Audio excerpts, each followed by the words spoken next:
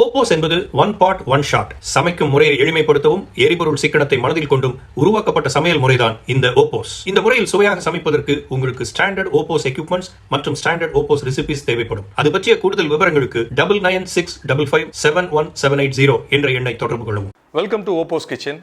இந்த குக்பாட் கிரானிக்கல்ஸில் நிறைய பேர் குக்பாட் எக்ஸ்பீரியன்ஸ் பண்ணுறாங்க. அந்த வரிசையில் இன்றைக்கி நம்ம பார்க்க போகிறது திருமதி கோமு. இவங்களுக்கு 76 வயசு. இவங்க கிட்டத்தட்ட 50 வருஷமாக சமையல் பண்ணிகிட்ருக்காங்க. அவங்க இந்த OPOS டெக்னிக்கையும் OPOS ஸ்டாண்டர்ட் எக்யூப்மெண்ட்டான குக்பாட்டையும் எக்ஸ்பீரியன்ஸ் பண்ணி அவங்களோட ஃபீட்பேக்கை இன்றைக்கி சொல்ல போகிறாங்க. வணக்கம்மா. OPOS பற்றி கேள்விப்பட்டிருக்கீங்களா?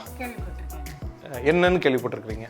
குயிக்காக சமைக்கலாம், சீக்கிரமாக செஞ்சிடலாம், ஈஸியாகவும் இருக்கும் அப்படிங்கிற மாதிரி கேள்விப்பட்டிருக்கேன். Very true. நீங்கள் இப்போ கேள்விப்பட்டது வரைக்கும் கரெக்டு தான். நீங்கள் 50 வருஷமாக சமைக்கிறீங்க. அந்த சமையல் முறைக்கும் இந்த OPOS முறைக்கும் இந்த டைம் தவிர வேற என்ன வித்தியாசங்கள் இருக்குன்னு நீங்கள் நினைக்கிறீங்க? சீக்கிரம் சமைச்சிடலாம், அது தவிர வேற என்ன வித்தியாசம் இருக்குன்னு நினைக்கிறீங்க? சரியாக தான் இருக்கும் அப்படின்னு நினைக்கிறீங்க. சரி, அதை நீங்கள் இது வரைக்கும் நீங்கள் கேள்விப்பட்டிருக்கீங்க அப்படின்னு நீங்களா நினச்சிட்டு இருக்கீங்க. இதை நீங்கள் லைவாக எக்ஸ்பீரியன்ஸ் பண்ணி பார்த்துடலாமா? பொதுவாக இப்போ நம்ம OPOS கிச்சன் சேனலில் நிறைய பேர் வர்றாங்க, இந்த குக்பாட்டை எக்ஸ்பீரியன்ஸ் பண்ணி பார்க்குறாங்க, அவங்களுக்கு பிடிச்ச ரெசிபிலாம் சமைக்கிறாங்க. அப்படி ரெசிபி சமைக்கும்போது அதுக்கு முன்னாடி சில விஷயங்கள் நம்ம தயார் பண்ணி வைக்கணும் இல்லையா? இப்போ உதாரணத்துக்கு பிரியாணி அப்படின்னா, பிரியாணியில் மீட் அந்த கறியை மேரினேட் பண்ணணும். ஆனியன்ஸ் இருந்துச்சுன்னா அதை கேரமலைஸ் பண்ணி வைக்கணும். இதெல்லாம் நம்மளுடைய OPOS ஸ்டாண்டர்ட் ரெசிபியில் அந்தந்த டிஷ்ஷுக்கான ரெசிபிஸில் வரக்கூடியது. பெரும்பாலான கேட்கக்கூடிய கேள்வி என்னென்னா, இன்க்ரீடியன்ட்ஸ் ரெடியாக இருக்கும்போது நாங்கள் எல்லாத்தையும் உள்ளே லேயர் பண்ணுறோம், ஸ்டாண்டர்ட் படி லேயர் பண்ண உடனே எங்களுக்கு ஈஸியாக வந்துடுது. பட் அந்த இன்க்ரீடியன்ட்ஸ் ப்ரிப்பேர் பண்ணுறது எப்படி, அதையும் எளிமைப்படுத்த முடியுமா அப்படின்னு கேட்குறாங்க. அதனால் இன்றைக்கி பெரும்பாலும் எல்லா நான் வெஜிடேரியன் வெஜிடேரியன் ஃபுட்ஸுக்கு தேவைப்படக்கூடிய இஞ்சி பூண்டு பேஸ்ட், இது நிறைய டிஷ்ஷுக்கு தேவைப்படும். இந்த இஞ்சி பூண்டு பேஸ்ட் பண்ணுறது எப்படின்னு உங்களுக்கு நல்லா தெரியும். அதை OPOS குக்பாட் மெத்தடில் எப்படி செய்கிறதுன்னு பார்த்துடலாமா? ரைட், இதுதாங்க குக்பாட். இந்த குக்பாட்டை இப்போ நீங்கள் ஓப்பன் பண்ணுங்கள். நீங்களே உங்கள் கையால் தான் பண்ண போகிறீங்க. நீங்கள் 50 வருஷமாக பண்ண சமையல் இப்போ நீங்கள் இந்த குக்பாட்டில் சமைக்க போகிறீங்க, அவ்வளோதான். நீங்கள் ஓப்பன் பண்ணலாம். நீங்கள் இதை இந்த இந்த இந்த மூடி இருக்கு இல்லைங்களா, இதை பிடிச்சி இப்படி லைட்டாக ஓப்பன் பண்ணாலே தனியாக ஓப்பன் ஆகிடும். ரைட், அவ்வளோதான். நீங்கள் அதை அப்படியே அந்த மூடியை நேராக கீழே வச்சிடலாம். இப்போ உள்ள ஒரு இன்னர் வெசல் இருக்குது, அந்த இன்னர் வெசலையும் வெளியே எடுத்துருங்க. ஓகே, இப்போ இந்த இன்னர் வெசலில் இஞ்சி பூண்டு பேஸ்ட்டுக்கான ஸ்டாண்டர்ட் ரெசிபி என்னென்ன உண்டோ அது எல்லாத்தையும் நம்ம உள்ளே லேயர் பண்ணிடுறோம். ஸோ இஞ்சி பூண்டு பேஸ்ட்டுக்கான ஸ்டாண்டர்ட் ரெசிபி நம்மளுடைய OPOS ஷெஃப் ஆப்பில் இருக்குங்க, மொபைல் அப்ளிகேஷனில். இதில் ஃபஸ்ட்டு என்ன சொல்கிறாங்கன்னா, 2 table spoon oil and water நம்ம இங்கே ரெடியாக வச்சுருக்கிறோம்.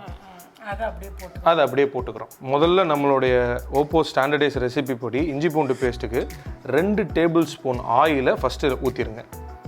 நம்ம இதில் மெஷர் பண்ணி 2 டேபிள் ஸ்பூன் ஆயில் வச்சுருக்கிறோம். அடுத்தது 2 டேபிள் ஸ்பூன் வாட்டர், தண்ணி, அதையும் நீங்கள் உள்ளே ஊற்றிடலாம். இப்போது 1 கப் சாப்புடு ஜிஞ்சர், இஞ்சி இருக்கு இல்லைங்களா, 1 கப்புங்கிறது 125 கிராம்ஸ். அதை நம்ம சாப் பண்ணி வச்சுருக்கிறோம் இஞ்சி. அந்த ஜிஞ்சரை ஒரு ஓரமாக உள்ளே போட்டுருங்க, ஒரு பகுதியாக வர்ற மாதிரி.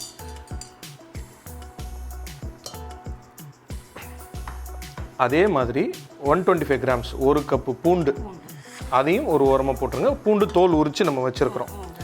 ஸோ இப்போ நம்மளுடைய லேயரிங் ரெடி. இப்போ இதை இந்த இன்னர் வெசலை எடுத்து நீங்கள் உள்ளே வச்சிடலாம். உள்ளே வச்சுட்டு இதை நீங்கள் க்ளோஸ் பண்ணிடுங்க. எப்போவுமே இது இப்படி வச்சு அப்படி மூடினீங்கன்னா ஈஸியாக க்ளோஸ் ஆகிடும். அவ்வளோதான். குக்பாட்டில் இருக்கக்கூடிய ஒரு முக்கியமான விஷயம் இந்த வெண்ட். ஒவ்வொரு ரெசிபிக்கு இந்த வெண்ட் க்ளோஸில் இருக்கணும், ஒரு சில ரெசிபிக்கு இந்த வெண்ட்டை ஓப்பனில் வைக்கணும். ஜிஞ்சர் கார்லிக் பேஸ்ட்டை பொறுத்த வரைக்கும் வெண்ட் லாக்கில் தான் இருக்கணும். இந்த பொசிஷனில் இருந்தால் லாக், இப்படி இருந்தால் ஓப்பன். ஸோ நம்ம லாக்லேயே வச்சிடலாம். இப்போ நம்ம அடுத்து மெனுவுக்கு போகலாம். இந்த பட்டன், மெனு பட்டனை ஃபஸ்ட்டு நீங்கள் ப்ரெஸ் பண்ணணும். ஸோ இப்போ மெனு ஆப்ஷனை பொறுத்த வரைக்கும் ஜிஞ்சர் கார்லிக் பேஸ்ட்டுக்கு வெஜ் அப்படிங்கிற ஆப்ஷனை தான் நம்ம செட் பண்ணணும். அதுக்கு ஃபஸ்ட்டு மெனு அப்படிங்கிற பட்டனை ப்ரெஸ் பண்ணுங்கள். ப்ரெஸ் பண்ணிட்டீங்களா? இப்போது இந்த ப்ளஸ் பட்டனை ப்ரெஸ் பண்ணிங்கன்னா ஒவ்வொரு ஆப்ஷனாக போகும். ஒரு தடவை ப்ரெஸ் பண்ணுங்கள், வெஜ் வந்துருச்சுங்களா? இப்போ ஆன் பட்டனை ப்ரெஸ் பண்ணுங்கள். ரைட். ஸோ இப்போ நீங்கள் சரியாக மெனு செட் பண்ணி வச்சுட்டீங்க. பொதுவாக வெஜ் ஆப்ஷனில் 2 நிமிஷம் நமக்கு தேவைப்படும். 2 நிமிஷம் கழித்து அதுவே பீப் சவுண்ட் போட்டு நம்மளை கூப்பிடும். அப்போ நம்ம இதே மாதிரி திறந்து பிளெண்டு அதை அரைச்சி மிக்சிலையோ பிளெண்டர்லையோ அரைச்சோம்னா இஞ்சி பூண்டு பேஸ்ட் ரெடி ஆகிடும். சூடு ஆறுனதுக்கப்புறம் ஃப்ரிட்ஜில் வச்சு நம்ம ரெஃப்ரிஜரேட் பண்ணி யூஸ் பண்ணிக்கலாம். ஸோ இந்த மாதிரியான ஒரு ஈஸியஸ்ட் கான்செப்ட் தான் இந்த குக் பாட். இப்போ நமக்கு 2 நிமிஷம் டைம் இருக்குது இல்லைங்களா? உங்களை பற்றி சுவாரஸ்யமான விஷயங்கள்லாம் சொல்லுங்கள். நீங்கள் எந்த ஊர்? எனக்கு திருநெல்வேலி மாவட்டம் தென்காசி. ரொம்ப பிரமாதமான ஊர், பச்சை பசையில் இருக்கக்கூடிய ஒரு கிராமம். இன்றைக்கி கிராமம்னு சொல்ல முடியாது, அஃப்கோர்ஸ் இன்றைக்கி தனி மாவட்டம் ஆயிடுச்சு. 50 வருஷமாக சமைக்கிறீங்க இல்லையா? உங்களுடைய ஸ்பெஷல் அப்படின்னா எதை சொல்லுவீங்க? நீங்கள் எந்த டிஷ்ஷில் ஸ்பெஷலிஸ்ட்? நாங்கள் வந்து வெஜ்ஜில் சொதி, கூட்டாஞ்சோறு, அப்புறம் சாஃப்ட் இட்லி. சாஃப்ட் இட்லியா? அது என்ன? நான் சாஃப்ட் இட்லி கேள்விப்பட்டிருக்கேன். அது என்ன சாஃப்ட் இட்லி? சாஃப்டாக இருக்கும். நான் பண்ணுற இட்லி சாஃப்டாக இருக்கும். அதே சமயம் ஊத்தாப்பம் மாதிரி இது ரவுண்டாக பெருசாக இருக்கும். ஸோ ஒரு ஆந்திரா ஸ்டைலில் இருக்குன்றீங்க. பரவாயில்லையா? தென்காசியில் இந்த மாதிரி ஒரு இட்லி நீங்கள் சமைச்சிருக்கிறீங்க. Very good. சொதினா ஸ்டியூ. இப்போ பெரும்பாலும் ஸ்டியூ அப்படின்னு சொல்லப்படக்கூடிய ஸ்வதி, கூட்டாஞ்சோறு இதெல்லாம் உங்களுடைய ஸ்பெஷலிஸ்ட் பார்ப்போம். இப்போ நீங்கள் செஞ்ச இஞ்சி பூண்டு பேஸ்ட்டு எப்படி இருக்க போகுதுன்னு பார்ப்போம். ஏன்னா மற்ற எல்லா டிஷ்ஷும் எடுத்த உடனே இறக்கி வச்சு சாப்பிட்டு பார்த்து டேஸ்ட் சொல்லிடலாம். சின்ஸ் இது ஒரு ஸ்டேப்பிள் வகை அப்படிங்கிறதுனால இதோடைய கன்சிஸ்டன்சி உங்களுக்கு எப்போ தெரியும்னா இதை யூஸ் பண்ணி இன்னொரு டிஷ்ஷு சமைக்கும் போது தான் இதோடைய அவுட்புட் தெரியும். பட் பெரும்பாலும் இதை நீங்கள் செய்கிறதன் மூலமாக பார்த்துட்டு இருக்கிறவங்களுக்கு என்ன ஒரு மிகப்பெரிய கிளாரிட்டி வரும்னா, ஒரு டிஷ்ஷை சமைக்கிறதுக்கு முன்னாடி செய்ய வேண்டிய விஷயங்களையும் எப்படி எளிமையாக பண்ணலாம் அப்படிங்கிறது தான் இதில் நம்ம பார்க்க போகிறோம். உங்களோட சன்ஸ் என்ன பண்ணுறாங்க 2 பேரும்? எனக்கு 2 பையங்க. பெரிய சன் வந்து இன்ஜினியராக இருக்கிறான். அவன் வந்து இப்போ ஃபாரினில் இருக்கிறான். சின்ன பையன் வந்து மீடியாவில் இருக்கான். Very good, excellent. ஸோ 50 வருஷம் பாரம்பரியமாக நீங்கள் சமைக்கிறீங்க அப்படிங்கும்போது நீங்கள் தான் கண்டிப்பாக இந்த ஓப்போஸ் முறையை எக்ஸ்பீரியன்ஸ் பண்ணி பார்க்கணும். அப்போ தான் இன்றைக்கி புதுசாக சமைக்கக்கூடியவங்களுக்கு அதோடைய அருமையும் அதோடைய யூஸ் என்ன அப்படிங்கிறதும் தெரிய வரும். ஸோ இப்போ பீப் சவுண்ட் வந்துருச்சு. உள்ளே நம்மளோட இஞ்சி பூண்டு தயாராக இருக்குது. அதுக்கு முன்னதாக நம்ம வெண்ட் க்ளோஸ் பண்ணி வச்சோம் இல்லையா? இப்போ உள்ள ப்ரெஷர் இருக்கும். அந்த ப்ரெஷரை நம்ம ரிலீஸ் பண்ணணும். ப்ரெஷர் ரிலீஸ் பண்ணுறதுக்கு இந்த பட்டனை நீங்கள் ப்ரெஸ் பண்ணிங்கனாலே இந்த பக்கம் ப்ரெஷர் ரிலீஸ் ஆகும். ரிலீஸ் பண்ணுங்கள், நீங்களே அழுத்துங்க.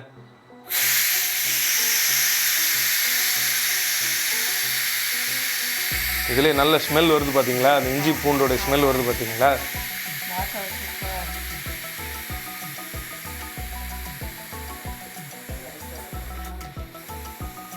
ஸோ இப்போ நீங்கள் ஓரளவுக்கு ப்ரெஷர் செட்டில் ஆகிடுச்சு இல்லையா? இப்போ நம்ம என்ன பண்ணலான்னா, இந்த வெண்ட்டை நீங்கள் இதுலேருந்து கை எடுத்துருங்க. இந்த வெண்ட்டை இப்படி நம்ம ஃபுல்லாக ஓப்பன் பண்ணிடலாம். ஓப்பன் பண்ணால் ப்ரெஷர் ஃபுல்லாக செட்டில் ஆனதுக்கு பிறகு நம்ம ஓப்பன் பண்ணி எடுத்துடலாம். ப்ரெஷர் செட்டில் ஆகட்டும். நம்ம ஓப்பன் பண்ணி உள்ளே எப்படி வந்திருக்குது அப்படிங்கிறத பார்த்துருவோம். ஏன்னா நமக்கு உள்ளே இருந்த நேரம் பார்த்தீங்கன்னா 2 நிமிஷம் தான். 2 நிமிஷத்தில் இது தயாராக இருக்குது இப்போது. ஸோ நீங்களே ஓப்பன் பண்ணுங்கள். இப்போ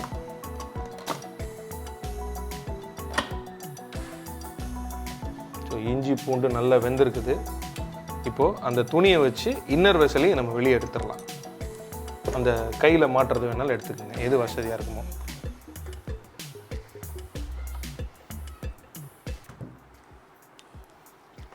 ஸோ இப்போ இதை நீங்கள் உங்கள் கையாலே பிளெண்டு பண்ணிவிட்டு பிளெண்டர்லேயோ இல்லை ஒரு மிக்சிலேயோ போட்டு அரைச்சி நம்ம ஸ்டோர் பண்ணி யூஸ் பண்ணிக்கலாம். ஸோ இதை பிளெண்ட் பண்ணிவிட்டு எப்படி இருக்குதுன்னு பார்ப்போம். வெஜ்ஜு மோடில் 2 நிமிஷம் இஞ்சி பூண்டை உள்ளே வச்சு ஸ்டாண்டர்ட் ரெசிபி படி வெளியே எடுத்து அதை பிளெண்டு பண்ணதுக்கு பிறகு இந்த மாதிரி ஒரு அற்புதமான இஞ்சி பூண்டு பேஸ்ட் ரொம்ப ஈஸியாக ரெடி ஆகிடுச்சு. நீங்கள் ஓப்போஸ் முறைப்படி செஞ்ச இஞ்சி பூண்டு பேஸ்ட், ஓப்போ ஜிஞ்சர் கார்லிக் பேஸ்ட் ரெடி ஆகிடுச்சு. இதை பற்றி நீங்கள் என்ன நினைக்கிறீங்க? அருமையாக இருக்குங்க. சீக்கிரமாக செஞ்சாச்சு. எந்த சிரமமும் இல்லாமல் சீக்கிரம் 5 நிமிஷத்தில் 2 நிமிஷத்தில் செஞ்சு வாசனை மனம் எல்லாமே நல்லா இருக்குது. நான் 50 வருஷமாக சமையல் பண்ணுறேன். ஆனால் இன்றைக்கி தான் இந்த குக்பாட்டில் செஞ்சதில் இஞ்சி பூண்டு பேஸ்ட்டு அருமையாக மணமாக நல்லா இருக்குது. இதனால் இவ்வளோ சீக்கிரம் செய்ய முடியுமா அப்படிங்கிற ஆச்சரியமாக இருக்குது எனக்கு. நல்லாவும் இருக்குது. இது மட்டும் பத்தாது, இன்னும் நிறைய டிஷ்ஷு செஞ்சு பார்க்கணுங்கிற ஆர்வம் வந்திருக்கு எனக்கு அப்படின்னு நினைக்கிறேன். நான் செய்ய போகிறேன், இது மாதிரி செஞ்சு பார்க்க போகிறேன். 76 வயசுள்ள திருமதி கோமு கிட்டத்தட்ட 50 வருஷமாக சமைக்கிறது மட்டும்தான் அவங்களுடைய முழு நேர வேலை. அவ்வளோ எக்ஸ்பீரியன்ஸ்டு ஒரு குக். இன்னைக்கு நம்மளுடைய குக் பாட்டில் எக்ஸ்பீரியன்ஸ் பண்ணிட்டு அவங்களுடைய ஃபீட்பேக்கை கொடுத்தாங்க. இந்த ஓப்போஸ் கிச்சனுடைய குக் பாட் குரானிக்கல்ஸில் இன்னும் நிறைய இன்ட்ரெஸ்டிங்கான விஷயங்கள் வர இருக்கு. இந்த குக் பாட் பற்றின நிறைய அமேசிங்கான விஷயங்களும் நீங்கள் பார்க்க போறீங்க. Stay tuned.